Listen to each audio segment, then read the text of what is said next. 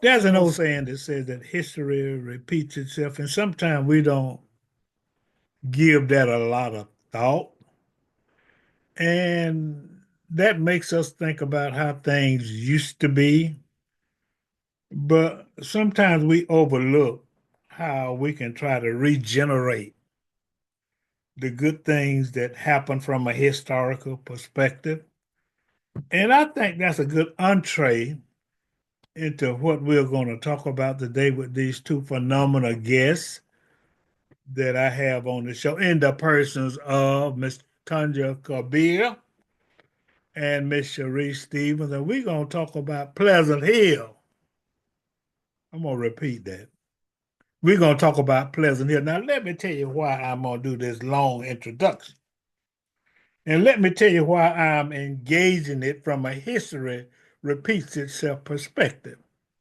And although Cerise told me that I look a little, maybe 1 or 2 years over 50, but I'm going to date myself a little further back.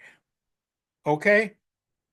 But I remember with everything positive as it relates to the African American community, most of the things anyway were in Pleasant Hill.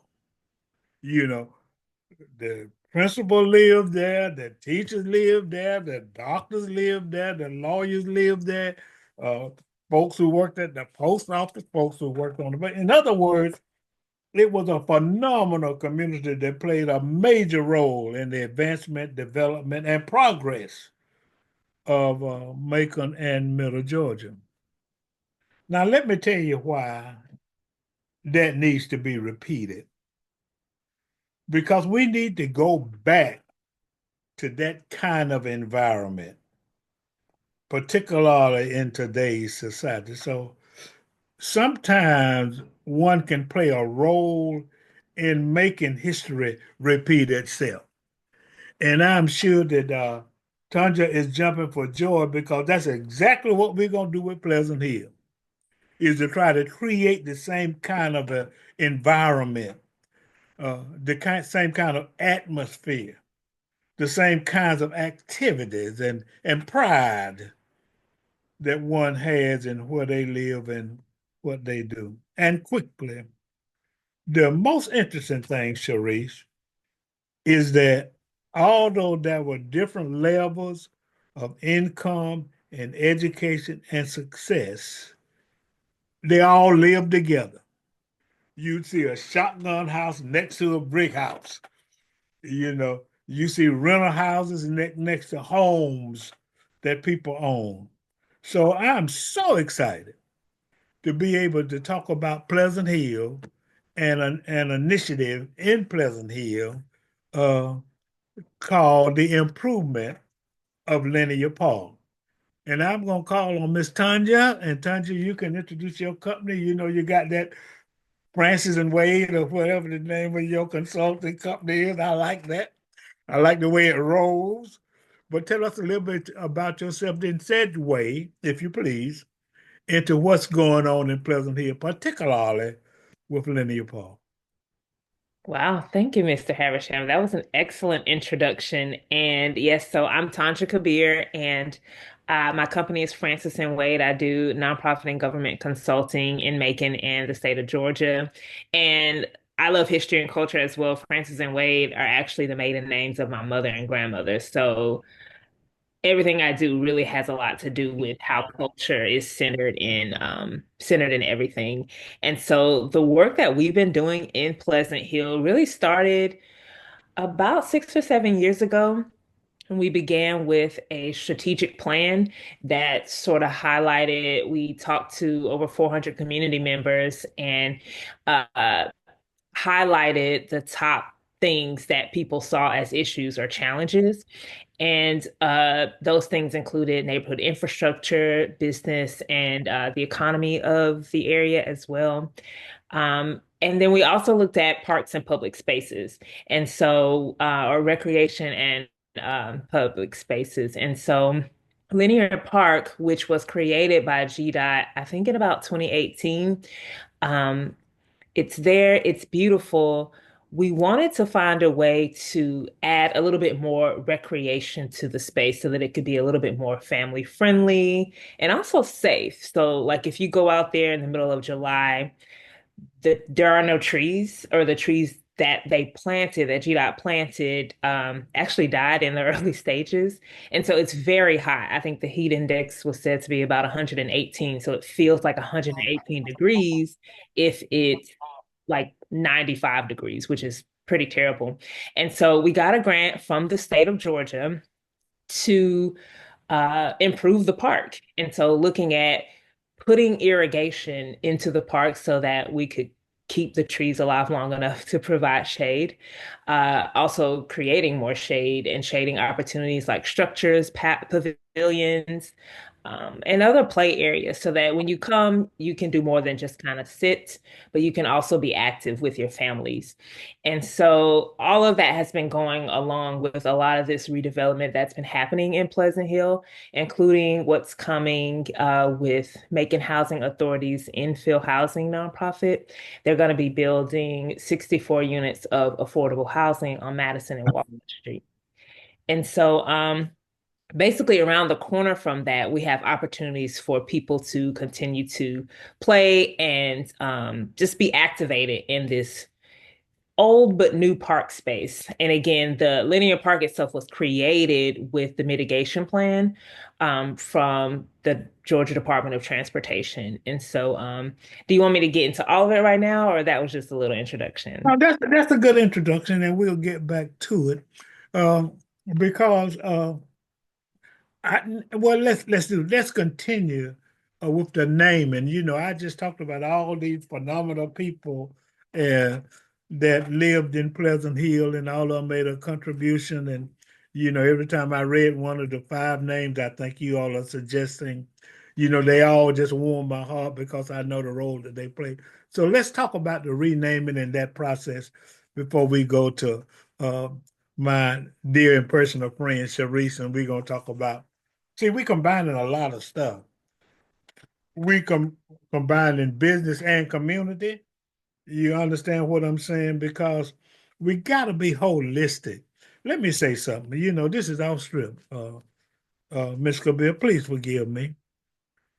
But I heard, and I already kind of knew, but I was reminded this week that that Black American, the Black American spending economy in America is about the ninth largest economy in the world,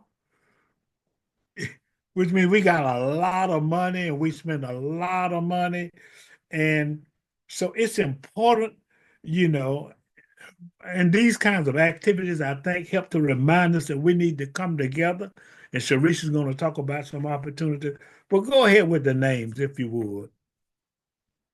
Yeah, and if I could just add, a lot of people had questions about linear park itself, and you talked about community and Black people coming together. Linear park can serve as an additional community space for us to be able to come together and support different initiatives that we like to see improve. But in addition to that, I remember reading about an African American woman who ended up needing to have an abortion, and that abortion actually it killed her. They talked about the community that she was from and how it had limited public spaces, limited grocery stores, limited opportunities for economic development. And so the work that we are doing in Pleasant Hill is providing those sources and those spaces so that we as a community can continue to thrive. And so having additional spaces where you can go out and walk, go out and be active and have recreation is really important to our livelihoods, not just our general health and well-being, but that of our future as well. So this is actually an important project, and we're hoping to get even more community input. And that's why we've come to this naming process, because when GDOT sort of gave us, if you will, or provided Linear Park through the mitigation plan, They called it Linear Park because it was aligned. It aligned the interstate. So it was never truly named. And so we want to take this as an opportunity to bring, not only bring people together, but to find a way to continue to spread this legacy of who we are, come together and create a new name for the park. And so over the last year or so, we have been talking with community members to help design the park. So we did a co-design process where we had over 125 people to identify items that they would like to see in the park. And as a part of that, people also suggested that they wanted to see a new name. And so the park design is also, you could see that, I think in one of the links that I sent you, Mr. Habersham, but it'll have a place where children can ride their bikes. It'll have a pavilion. It'll have all these different things that people actually shared and stated that they wanted to see in this park. And so another thing we did was a process to garner a bunch of names to be able to also share and vote on that. And so we got about 40 names to begin with. They span from all different things, from people that are alive today that we know, from things like, words of empowerment, like hope and soul, things like that. But ultimately, the top five names voted on names, and we also have a linear park voting or name committee, were names of people who were important to the Pleasant Hill neighborhood. And so one of those first names was Cleopatra Love. I don't know if you actually knew Cleopatra Love or if you know of her, and feel free to share on any of the people if you like. But Cleopatra Love actually lived in front of the park. So she lived on Monroe Street, which the park is actually sits behind it. And so she was an educator. She taught at Atlanta's Booker T. Washington High School. She taught at FAMU and Fort Valley State. And she retired in 1955, but she had a house on Monroe Street that is still around today. Mr. Rudy and Mrs. Carolyn Mendez live in that house, or they own that house, and they're working on that as a community space as well. And then we also have Willis B. Sheftall Sr., which a lot of people know as the director of the Booker T. Washington Center, which also sits in front of Linear Park. And he was the director there for over 50 years. And only because we have a short time, I'm just giving a little bit about the people, Yeah, but yeah, you're good. people who love him know there's so much information about all of these people, actually. I know he was an Alpha. He was one of the founding or the charter members of the Alphas here in Macon. I think he served on the board of, yes, he served on the Bibb County Board of Elections. So much. A lot of people actually still know and have interacted with Mr. Braswell. There's also Ozzy. Sheftall. Oh, sorry. What did I say? That's okay. Go ahead. You're good. Mr. Sheftal. There's also Ozzie Bell McKay, who also lived on Monroe Street. She was a cousin to Cleopatra Love, and she lived in that same house on Monroe Street as well. A lot of people know her as a civil rights activist and a community organizer, and she worked for Atlanta Life Insurance Company. She She was with the NAACP's Macon chapter for over 30 years. And she and Mr. Sheftall were actually also very good friends. They had an institution called the Ozzie Bell McKay Federated Girls Club and the Willis B. Sheftall Boys Club to empower Right, African American youth as right. well. And then two more, we got Lewis Henry Williams, which a lot of people know as L.H. Williams. There's a school named after him on the other side of the bridge, but also, of course, located in Pleasant Hill. And he was the principal of the Georgia Academy for the Negro Blind or the Colored Blind. And he also, of course, lived and worked in Pleasant Hill. And then the last person a lot of people know, of course, is Rodney M. Davis. And we know of him as he was posthumously awarded the Medal of Honor for his bravery during the Vietnam War.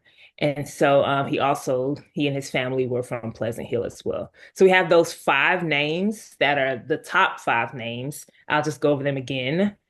Cleopatra Love, Willis B. Sheftall, um, Ozzie Bell McKay, Lewis Williams, or sorry, L.H. Williams, easier to say it that way, and Rodney Davis.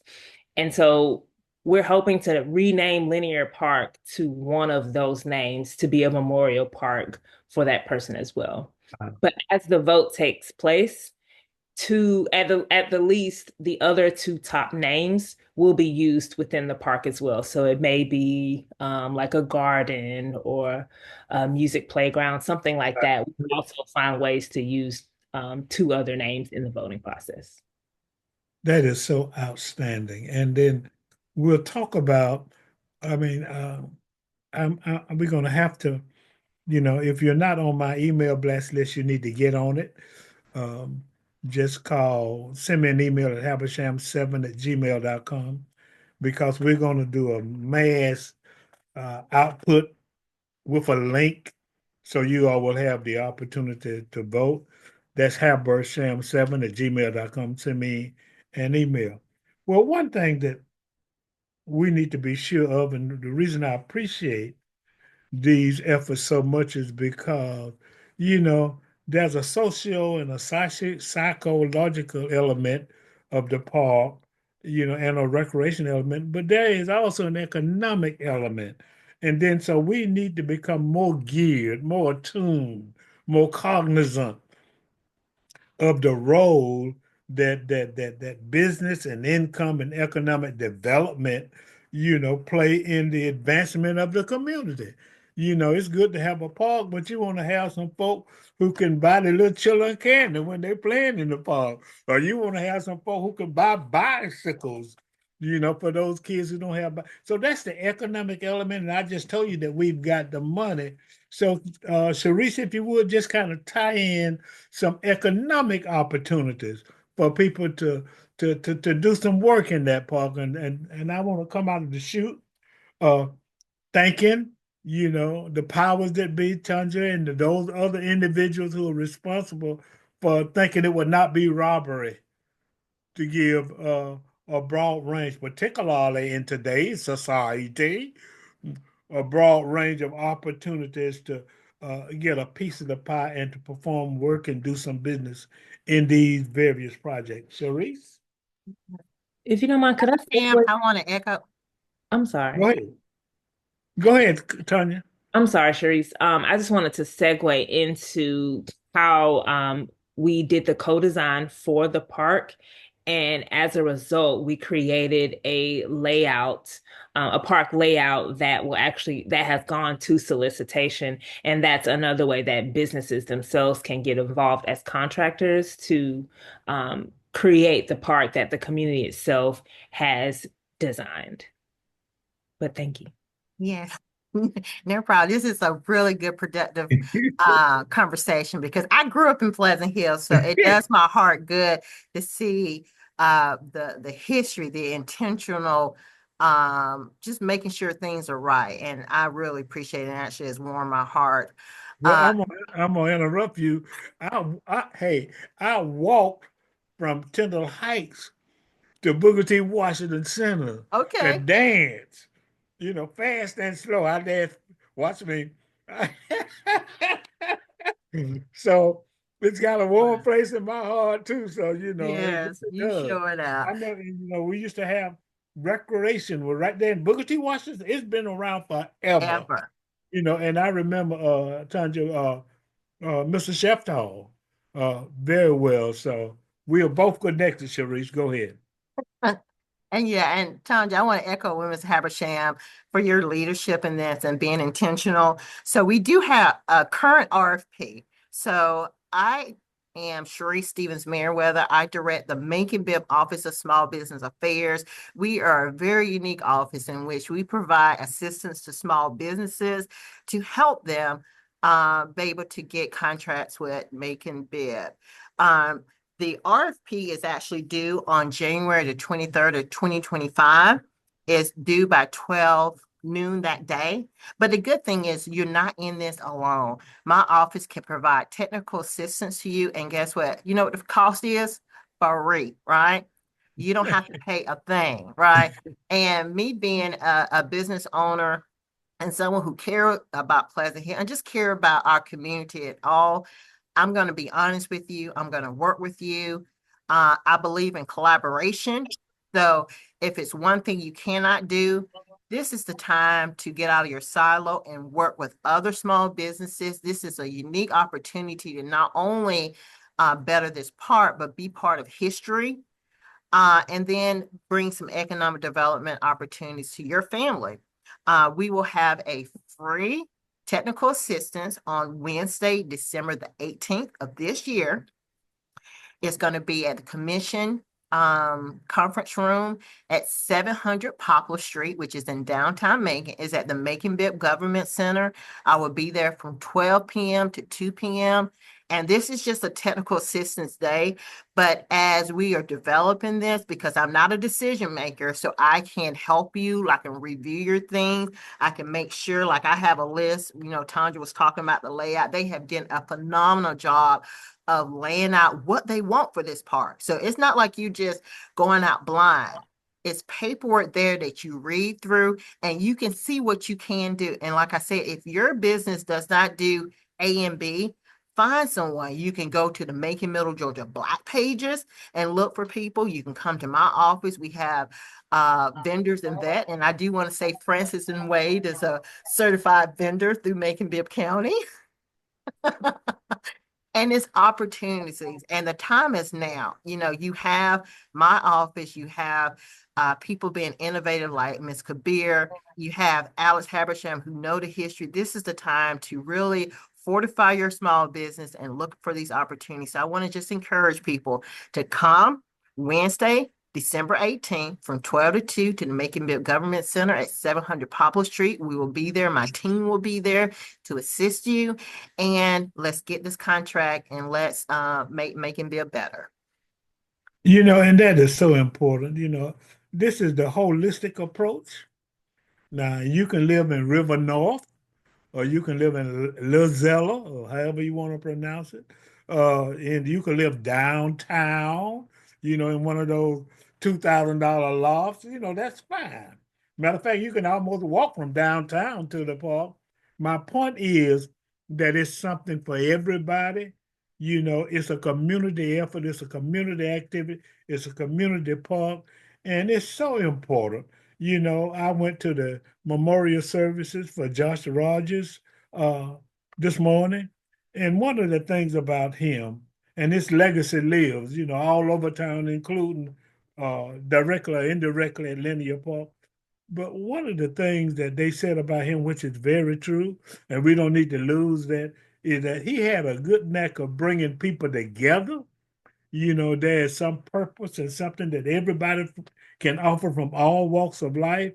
And the reason Macon has gotten an international award is because of our ability to come together. So you don't have to live in Pleasant Hill in order to play a role in this, because we want the entire community involved. The more people that are involved, then the better off, the better served we will be. I'm glad you mentioned Macon Housing Authority because I saw that big, beautiful, the picture of that big, beautiful building.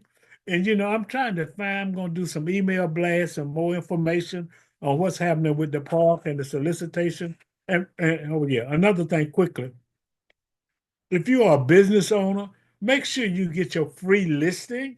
Let us know what you're doing. Let me know what you're doing because when these opportunities come up, they're looking for me to give recommendation. So just send me an email at habersham7@gmail.com or go to makeemblackpages. I don't usually do commercials, Conjure, but this is so connected and this is so important.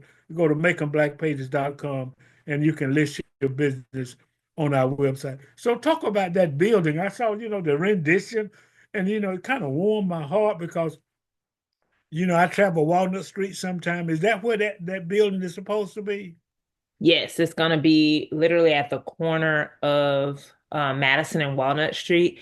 And I love Wow. how history ties together because it's the former Green Street School, which is where L.H. Williams served as principal. So it was both Green Street School and the Academy for the Colored Blind. And so that's the history of that space. It was also the Amelia Hutchings Library.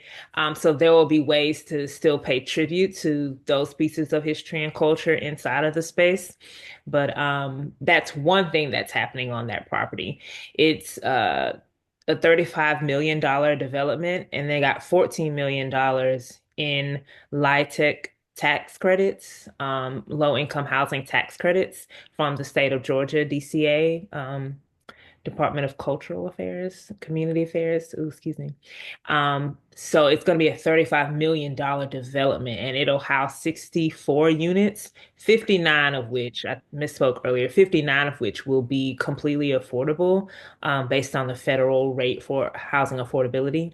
And on the other side of the property is, we're hoping to turn into something like a food co-op. And so there's one that's a gym, a space that's a gym, and then one space that was a former church as well.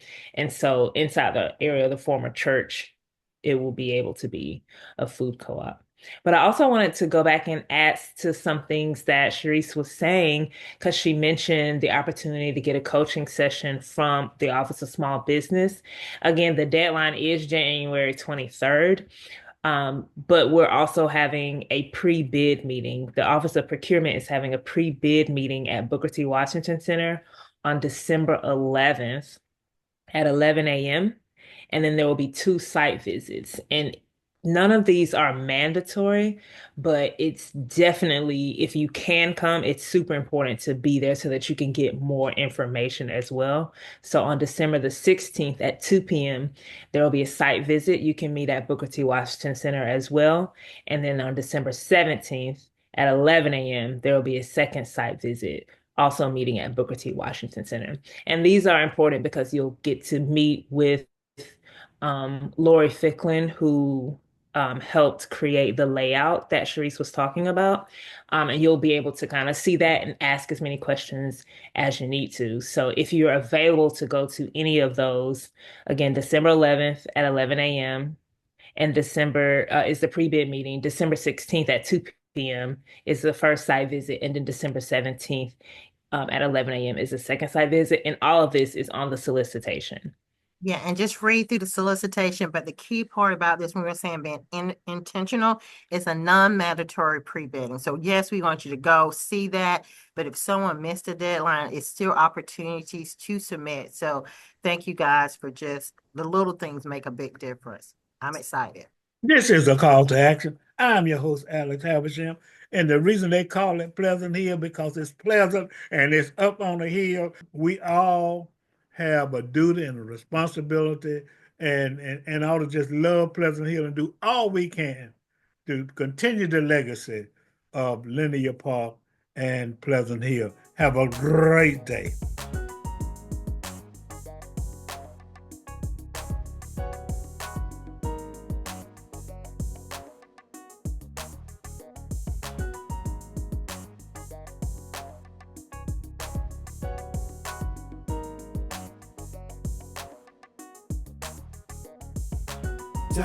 www.makingblackpages.com